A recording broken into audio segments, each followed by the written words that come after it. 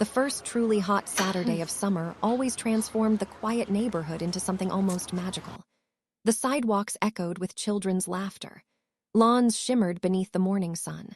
Families unpacked folding chairs, sunscreen, towels, and picnic baskets, knowing that the community pool would soon become the heart of the entire neighborhood. It had been that way for decades.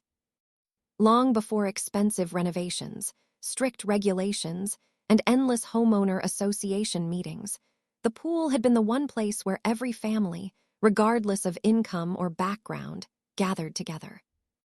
For many residents, the pool wasn't simply another neighborhood amenity. It represented memories. Children learned to swim there. Teenagers found lifelong friends there. Parents escaped the stress of work while watching their kids race across the shallow end. Grandparents sat beneath umbrellas, smiling as another generation repeated the same joyful traditions. Among those families was the Parker family. Emily Parker had lived in the neighborhood for almost 12 years. A widowed mother of two, she worked remotely during the day and spent every spare moment trying to give her children the happiest childhood possible, despite the hardships they had endured. After losing her husband 5 years earlier, Emily had learned how quickly life could change. Every dollar mattered. Every decision required careful planning. Luxuries disappeared from the budget long ago, replaced by necessities. Vacations became staycations. Restaurants became homemade dinners. Theme parks became local playgrounds. And the community pool became their summer vacation. Every June, Emily renewed her HOA membership with one simple thought. At least the kids will still have this. Her son Noah, 12 years old, loved competitive swimming and dreamed of joining his high school swim team someday. Her younger daughter Lily had finally conquered her fear of deep water the previous summer after months of patient practice. The pool had become more than entertainment. It had become healing. Every splash reminded them that happiness could still exist after heartbreak. That Saturday morning, the three of them arrived carrying beach towels and a cooler packed with homemade sandwiches. The parking lot looked unusually empty. Emily noticed immediately. Normally, dozens of vehicles filled every available space before noon. Today, only 6 cars remained. She frowned but continued walking. As they approached the entrance gate, another surprise waited. A large white sign had been bolted onto the fence. Pool access restricted. Authorized members only. Special summer program. Please see HOA office. Emily stopped walking. Her children looked up at her, confused. They were members. Every annual fee had been paid. Nothing about the sign made sense. Inside the gate stood a newly hired security guard who politely blocked their path before they reached the scanner. Emily smiled politely. There must be some mistake, she thought. She reached for her membership card. The guard scanned it. A loud red light flashed. Access DNID. The guard looked uncomfortable. I'm sorry, he explained quietly. Your membership has been suspended. Emily blinked. Suspended. She hadn't missed a payment. She had never received a warning. She had never violated any rules. Surely the system was wrong. The guard checked again. Same result. Noah looked increasingly confused. Lily clutched her inflatable pool ring tighter. Emily calmly asked whether there had been a technical error. The guard lowered his voice. He had already dealt with several upset families that morning. According to the HOA database, only households enrolled in the new Premier Recreation Program were permitted to use the pool this summer. Emily had never heard of such a program. Neither had most residents. The guard handed her a printed notice, distributed by the HOA only 3 days earlier. Apparently, the association had voted to introduce a premium membership system. Standard HOA dues no longer guaranteed access to neighborhood amenities. Families now needed to purchase an additional seasonal recreation package. The cost, $900. Emily stared at the number several times. $900. For 3 months of pool access. Her annual HOA dues had already increased twice in recent years. Now another, nearly $1,000 charge had appeared without warning. Her entire summer grocery budget barely exceeded that amount. Behind her, another family arrived. Then another. Each received the same denial. Within 20 minutes, nearly 15 confused households gathered outside the locked entrance. Children pressed against the fence, watching the nearly empty pool. Inside, only a handful of residents occupied expensive lounge, chairs recently installed around the deck. Several wore matching wristbands indicating premier membership. Outside the fence, dozens of children watched silently. The contrast felt impossible to ignore. Emily noticed something else. Most of the families being denied appeared remarkably similar. Teachers, retirees, single parents, young couples, working-class families. Meanwhile, luxury SUVs continued entering through a separate automatic gate. Their cards worked instantly. Nobody questioned them. The pool that once belonged to the entire community suddenly resembled a private country club. Rumors spread quickly. Someone mentioned the HOA board had approved the changes during a weekday meeting held with very little public notice. Someone else claimed attendance had been unusually low. Others insisted objections had been ignored entirely. The board had justified the decision by claiming overcrowding, maintenance expenses, and rising insurance costs required enhanced funding. But residents couldn't understand one thing. Everyone already paid HOA dues. Where had that money gone? Emily decided to visit the HOA office immediately. The building sat only 2 streets away. Inside, air conditioning hummed quietly while polished furniture reflected the afternoon sunlight. Framed certificates covered the walls, celebrating community excellence and neighborhood leadership. Behind the reception desk sat an employee who looked exhausted before Emily even spoke. Apparently, many residents had already arrived asking identical questions. Emily requested clarification. The receptionist politely explained that all policy decisions had been approved unanimously by the board. Appeals would not be accepted. Premier memberships remained available until capacity was reached. Emily asked whether families experiencing financial hardship could receive payment plans or reduced fees. The receptionist shook her head. No exceptions. Community amenities were considered optional recreational benefits. Those unable to participate could enjoy neighborhood walking paths instead. Emily thanked her politely despite feeling stunned. Walking paths. How could anyone compare a sidewalk to the one place children escaped the relentless summer heat? Outside the office, several residents gathered beneath a large oak tree discussing what had happened. The atmosphere felt heavier than simple disappointment. People weren't merely frustrated. They felt betrayed. One father explained he had coached free swim lessons at the pool for years. Now even he couldn't bring his own grandchildren. A retired nurse admitted she had postponed replacing her aging refrigerator because HOA fees kept increasing every year. Another resident revealed she had already sold furniture to pay annual dues. Now she faced another impossible expense. Everyone shared different stories, but every story ended the same way. They had paid. They had followed every rule. Yet somehow, they had still been excluded. Emily listened quietly. She realized something important. This wasn't only about swimming. It wasn't even about money anymore. It was about fairness, about promises, about a neighborhood slowly forgetting why communities existed in the first place. As the afternoon continued, pictures of disappointed children standing outside the locked gates began appearing across neighborhood social media groups. Comments multiplied by the minute. Questions turned into criticism. Criticism turned into outrage. But something even more unexpected happened. Several longtime residents began sharing old HOA documents from years earlier. Hidden inside those records were meeting minutes, budget reports, and financial statements that raised uncomfortable questions. Expenses had doubled. Reserve funds had mysteriously shrunk.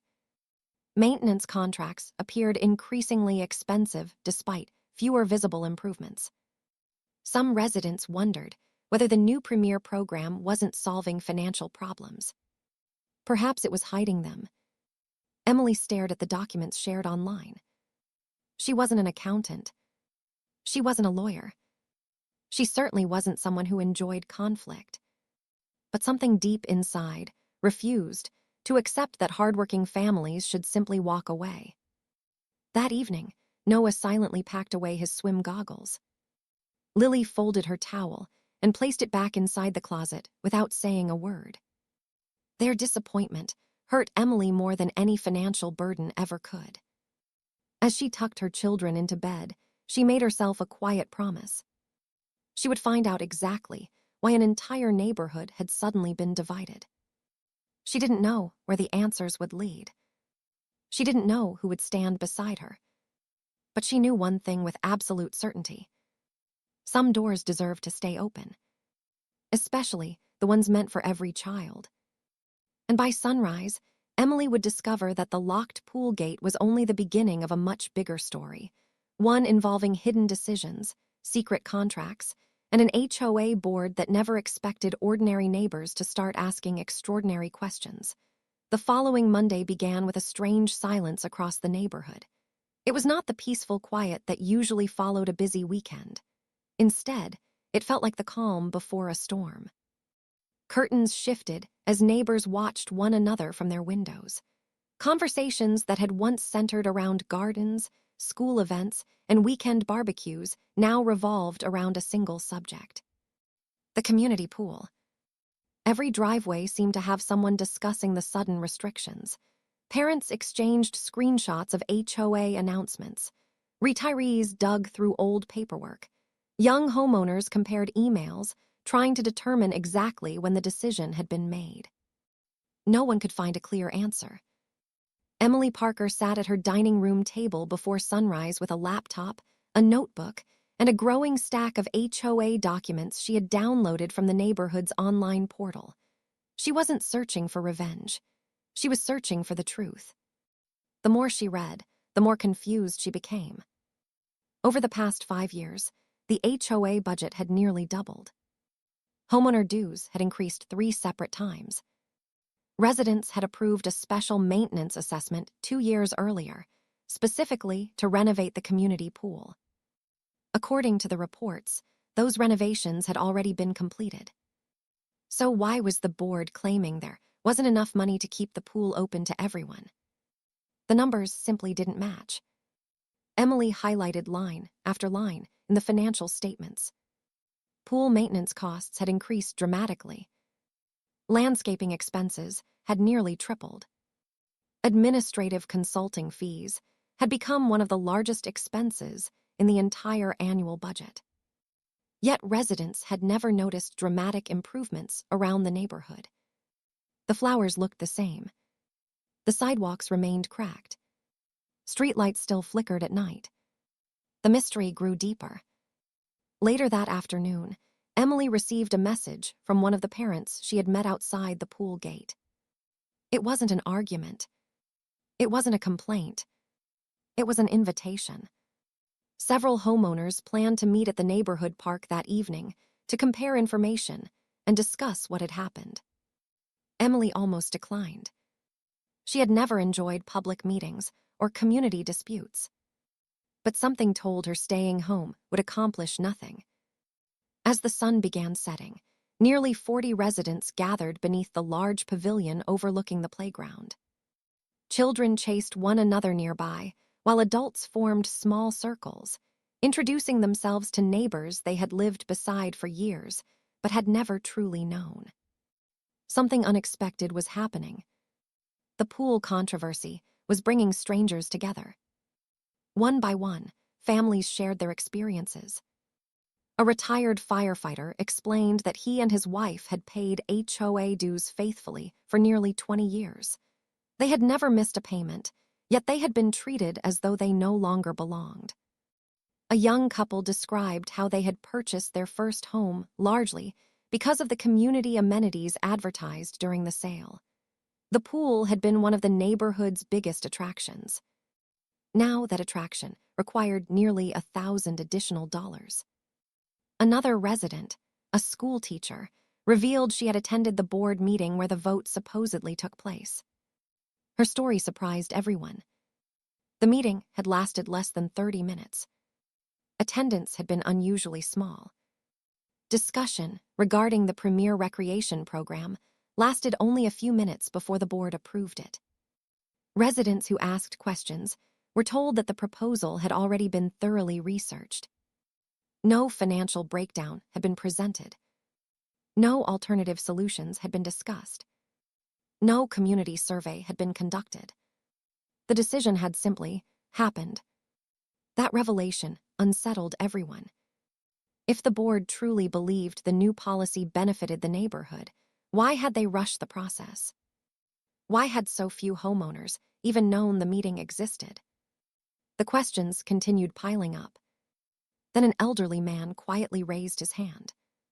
His name was Robert Jenkins. Many newer residents barely knew him, but longtime homeowners immediately recognized him as one of the original residents who had helped establish the HOA decades earlier. Robert slowly stood. His voice carried the calm confidence of someone who had witnessed the neighborhood grow from empty streets into a thriving community. He explained that the HOA had originally been created with one simple purpose: protect property values while preserving equal access to shared amenities. The pool, the playground, the walking trails, the clubhouse. These facilities were funded through mandatory homeowner dues because they belonged to every resident. Robert admitted that premium services could sometimes be introduced: private fitness classes, reserved event spaces, special recreation programs. But denying basic access to common property was something entirely different. In all his years, he had never seen the HOA attempt anything like it. The gathering fell silent. People realized this wasn't merely an unpopular decision. It might contradict the very principles upon which the community had been built. Emily asked the question everyone had been thinking. If this isn't how the HOA was designed to operate, why would the board risk doing it now? No one answered immediately. Instead, another resident produced several printed documents. She worked as an accountant and had spent most of the weekend reviewing publicly available financial reports. One expense caught her attention. A consulting company had received substantial payments over the past 18 months. The firm's name appeared repeatedly throughout the budget. However, no one present had ever heard of the company. No neighborhood presentations. No public reports. No visible projects. Just invoices. Large invoices. Curiosity quickly turned into determination. Several residents volunteered to investigate further. One homeowner offered legal experience. Another specialized in accounting. Someone else understood nonprofit governance. A retired journalist volunteered to organize public records. Without intending to, the group had formed an investigative team. Emily watched the transformation unfold. Only days earlier, these neighbors had been strangers united only by disappointment. Now they were united by purpose. As the meeting ended, they agreed on 3 goals. First, gather every publicly available HOA document from the past 5 years. Second, encourage more residents to attend the next board meeting. Third, remain respectful at all times. No shouting. No personal attacks. Only facts. Only questions. Only transparency. Word spread surprisingly fast. Within 48 hours, homeowners who had never participated in HOA affairs suddenly began reading bylaws, financial statements, and meeting minutes. Neighborhood social media transformed from complaints into organized research. People uploaded old newsletters. Archived emails resurfaced. Former board members privately contacted residents, sharing information they believed homeowners deserved to know. The movement continued growing, not because people hated the HOA, because they believed it could be better. The board, however, noticed the growing attention. 2 days before the next scheduled meeting, an email arrived in every homeowner's inbox. It reminded residents that disruptive behavior would not be tolerated. Questions would be limited due to time constraints. Attendance might be capped because of room capacity. To many homeowners, the message felt less like an invitation and more like a warning. Instead of discouraging participation, it had the opposite effect. The meeting room would no longer be large enough. The evening finally arrived. Cars lined both sides of the street outside the clubhouse.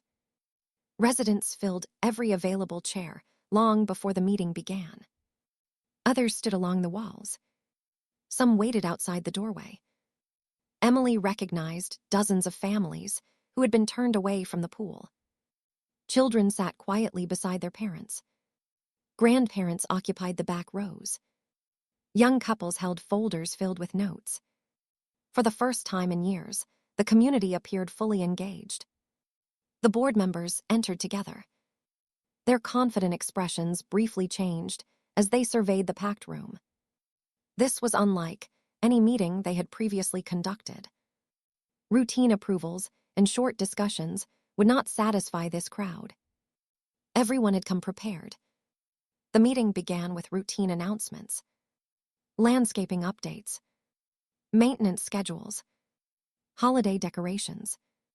The room remained patient. Everyone waited for the agenda item that truly mattered. Finally, the board president introduced the Premier Recreation Program. He described it as a necessary modernization that would improve resident experiences while ensuring long-term financial sustainability. He emphasized exclusive benefits, lower crowd levels, premium services, enhanced comfort. Then he opened the floor for questions. Hands immediately filled the room. One resident requested a detailed financial explanation. Another asked why homeowners had not received adequate notice before the vote. Someone questioned the legal authority to restrict access to common amenities funded by mandatory dues. Emily carefully listened. Each question remained calm, respectful, specific. The board's responses, however, became increasingly vague. Officials referred repeatedly to confidential recommendations from consultants. Detailed financial records were unavailable. Certain decisions fell within board discretion. Questions requiring additional information would receive written responses later. Hours passed. Very few direct answers emerged. Then Robert Jenkins slowly approached the microphone. He carried a worn binder containing original HOA governing documents from nearly 30 years earlier. The room became completely silent. Even the board members leaned forward. Robert opened the binder carefully. His hands trembled slightly with age, but his voice remained steady. He pointed toward a section discussing shared community property. Then he calmly asked one question. If every homeowner equally owns these amenities through mandatory dues, on what legal authority have you decided that some owners deserve access while others do not? No one spoke. The silence stretched across the room. For the first time that evening, even the board president appeared uncertain. And Emily realized something important. The residents had finally asked the one question the board never expected anyone to ask. The silence that followed Robert Jenkins' question seemed to last forever. No one in the meeting room moved. The board members exchanged uncertain glances, quietly flipping through folders as though the answer might somehow appear between the pages. Residents waited patiently.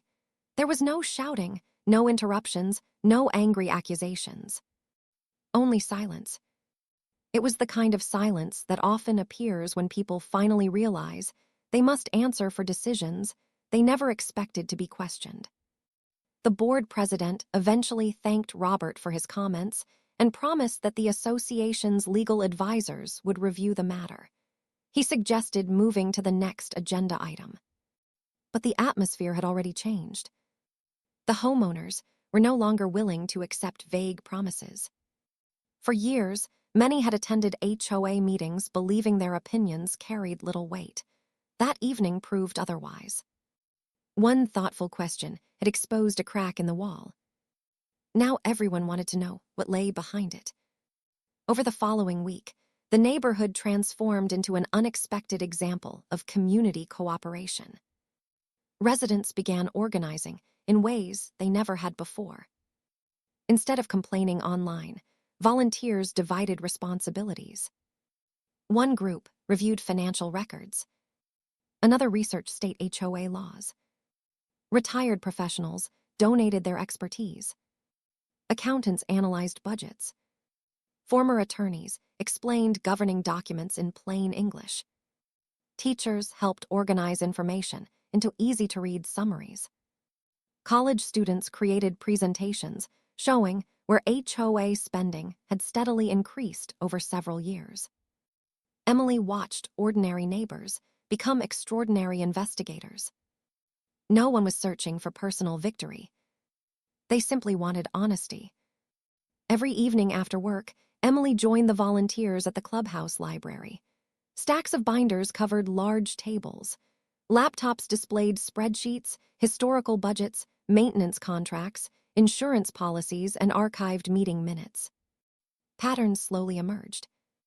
The mysterious consulting company had recommended multiple premium community initiatives to several homeowner associations across the region. Some communities accepted those recommendations. Others rejected them after residents objected. Several neighborhoods had experienced nearly identical controversies involving restricted amenities. That discovery surprised everyone. The pool policy wasn't an original idea. It had become part of a consulting strategy encouraging associations to generate additional revenue through exclusive access programs. However, another discovery proved even more important. According to the HOA's governing documents, all mandatory homeowner dues were specifically intended to maintain common recreational facilities for the benefit of every homeowner. Nothing in the bylaws allowed permanent exclusion based solely on additional voluntary fees. Premium services could be added. Exclusive events could be scheduled. But denying regular access to common property appeared inconsistent with the association's own rules. The evidence continued growing. Meanwhile, something unexpected happened inside the neighborhood. Families who had barely spoken for years began spending evenings together. Without access to the pool, children gathered at neighborhood parks. Parents organized free outdoor games. Neighbors shared lemonade, homemade desserts, folding chairs, and picnic dinners. Ironically, the very policy intended to divide the community had strengthened it. Emily noticed Noah smiling again. Although he still missed swimming, he had formed friendships with several children he had never met despite living only a few streets away.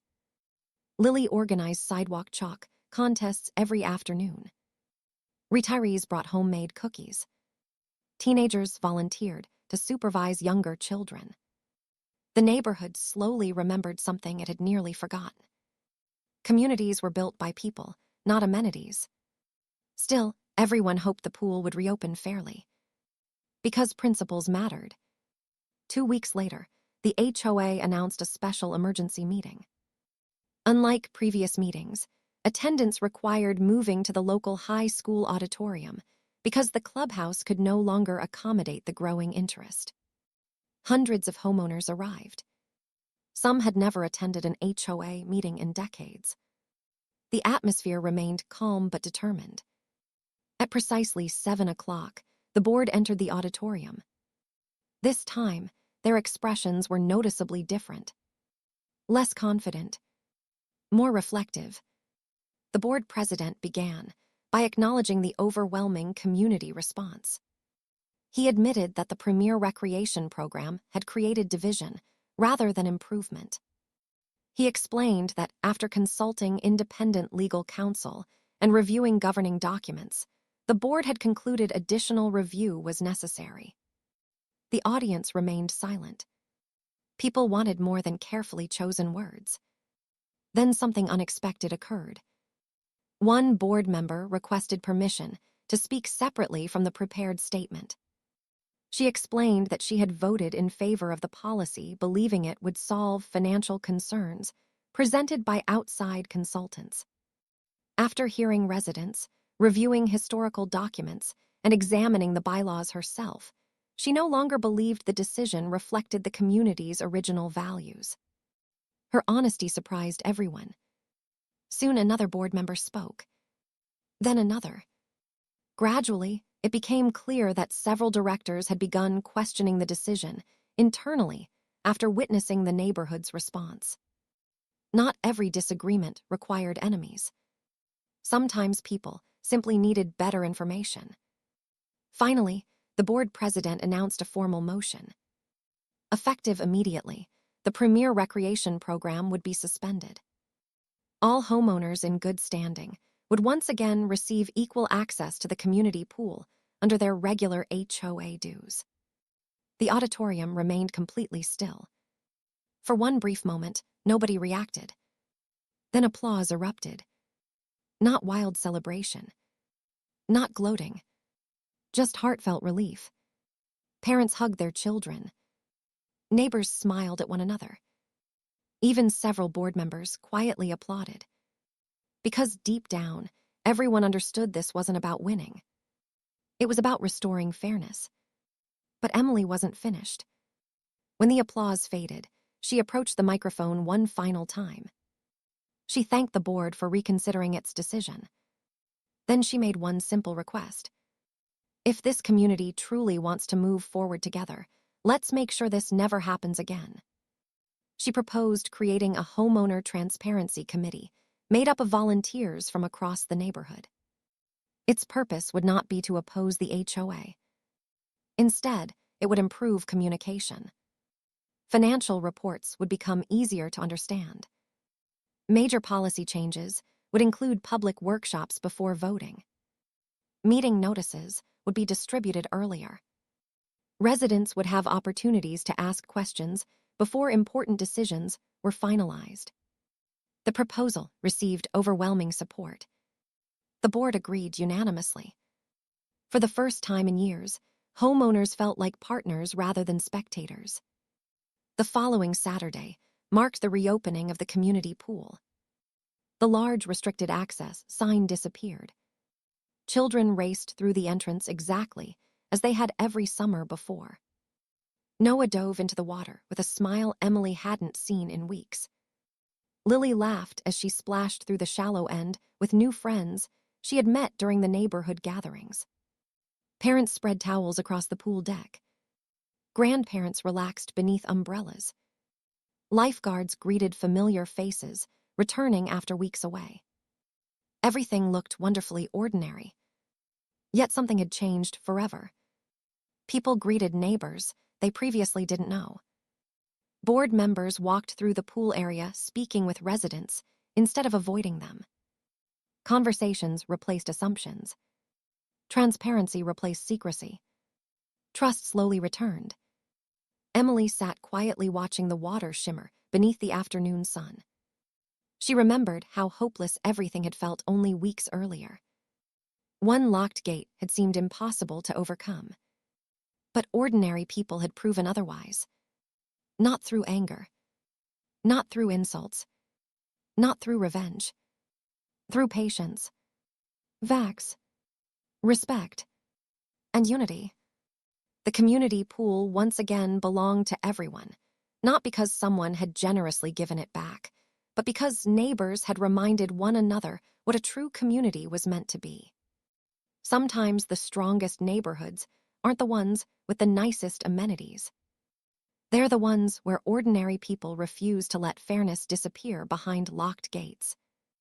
And every summer afterward, whenever children laughed around that pool, longtime residents remembered the season when an entire neighborhood discovered that standing together was far more powerful than standing alone.